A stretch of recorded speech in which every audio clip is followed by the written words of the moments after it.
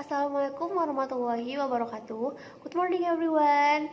Kakak dari Universitas Negeri Medan yang hari ini ditugaskan untuk menggantikan guru kalian untuk mengajar bahasa Inggris. Nah, sebelumnya kalian pasti pernah dengar kata pepatah, tak kenal maka kata sayang. Jadi kenalin dulu, sebelumnya nama kakak Tiara Adesa Putri Nasution. Kalian bisa manggil kakak Tiara, kakak dari jurusan Pendidikan Bahasa Inggris. Tadi udah sebutin dari Universitas Negeri Medan. Nah, kita langsung mulai aja pelajarannya hari ini tentang simple present tense. Nah, simple present tense itu apa sih, Kak? Simple present tense itu adalah kejadian atau tindakan yang terjadi secara berulang kali atau juga bisa disebut kejadian yang sering terjadi di kehidupan kita sehari-harinya. Nah, kalau fakta umum atau general truth itu juga bisa termasuk dalam simple present tense. Kita langsung masuk aja ke polanya, yaitu ada subject plus verb one plus to be plus object. Nah, untuk subjek itu ada apa aja? Ada I, you, they, we, she, he, it. Nah, kalau kalian payah ngapalnya, kalian bisa ngapalnya I, you, they, we, she, he, it. Nah, untuk verbnya kalian pakai verb one, yaitu kata kerja yang pertama. Nah, kalau to be-nya itu ada am, are, sama is. Nah, untuk subjeknya I, kalian pakai to be-nya am. Untuk yang subjeknya you, Dewi, kalian pakai to be are. Nah, untuk subjek yang she, he, it, kalian pakai to be-nya is. Nah, jadi semua itu udah ada pasang-pasangannya. Kalian nggak boleh lagi ganta-ganti. Nah, ini tuh O adalah objeknya. Kita langsung masuk aja ke contohnya.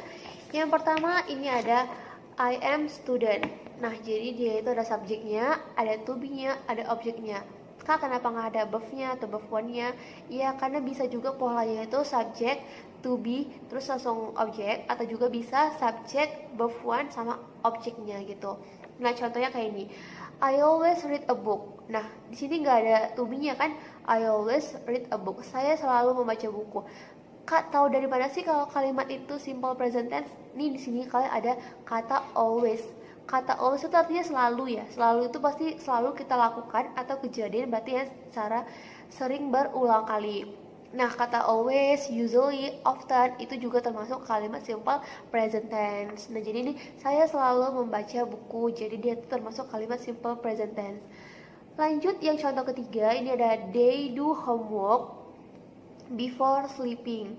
Nah, jadi mereka mengerjakan pekerjaan sekolah sebelum maksudnya mereka mengerjakan pekerjaan rumah ya, jadi atau PR yang dilakukan sebelum tidur. Nah, jadi mereka selalu mengerjakan PR dulu sebelum mereka tidur gitu.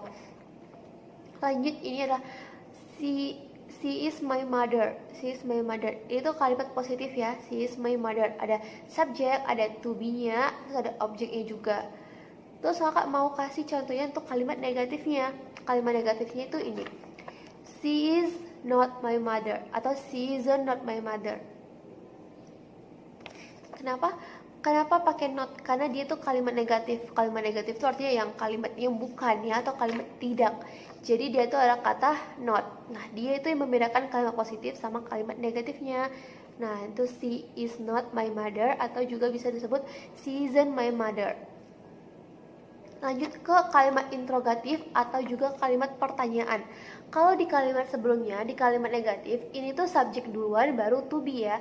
Nah, kalau di interrogatif kalian pindahin to be-nya ke depan jadi is, terus subjeknya itu setelah to be yaitu is she my mother, jadi kalimat pertanyaan. Is she my mother? Kayak apakah dia ibuku gitu. Jadi kalimat pertanyaan. Nah, ini ada satu contoh lagi untuk yang subjeknya he goes to office every morning. Nah, di sini ada kalimat every morning yaitu setiap pagi. Berarti dia setiap pagi itu pergi ke kantornya. Nah, kenapa dia pakai goes? Kenapa nggak pakai go? Itu kan kata itu sama-sama aja kata kerja pertama ya, kata kerja pertama. Tapi dia ditambahin is. Jadi kakak mau jelasin. Nah, untuk verb one, nah untuk khusus jadi akan kasih sedikit catatan untuk subjeknya she, he, it, itu kalian pakai kata kerjanya ditambah s or is.